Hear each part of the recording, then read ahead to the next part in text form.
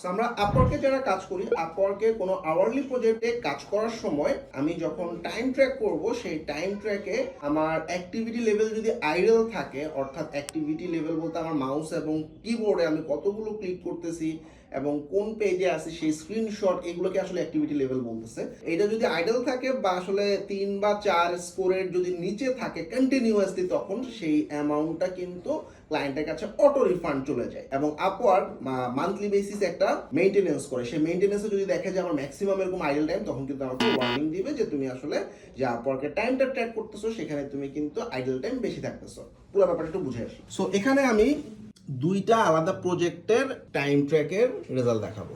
তো এইখানে যে টাইম ট্র্যাকটা হয়েছে, এখানে অ্যাক্টিভিটি লেভেল মাত্র 1, এটাতেও 1, মানে এই 10 মিনিটও 1 স্কোর, মানে এই যে 10-এর ভিতরে স্কোর 1, এখানেও 10-এর ভিতরে স্কোর 1। এবং এটার উপর যদি আমি ক্লিক করি, আমার স্ক্রিনশট ঠিক আছে, কিন্তু আমরা দেখতেছি এখানে মাত্র মাউসের ক্লিক হয়েছে 10টা, আর বাকি পুরো সময়টাই আইডল, কোনো কিবোর্ডে ক্লিক হয়নি, কোনো মাউসে ক্লিক হয়নি।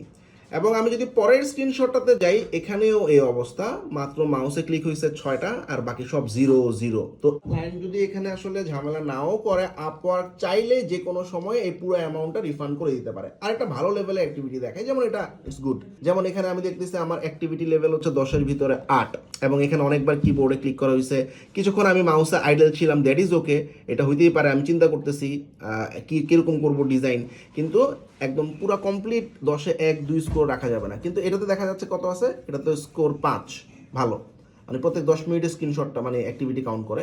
এটা আবার 3, ঠিক আছে, চলবে। এটা আবার 8, এটা আবার 8, 9, 9, এইটা আবার হলো 1। So it's okay.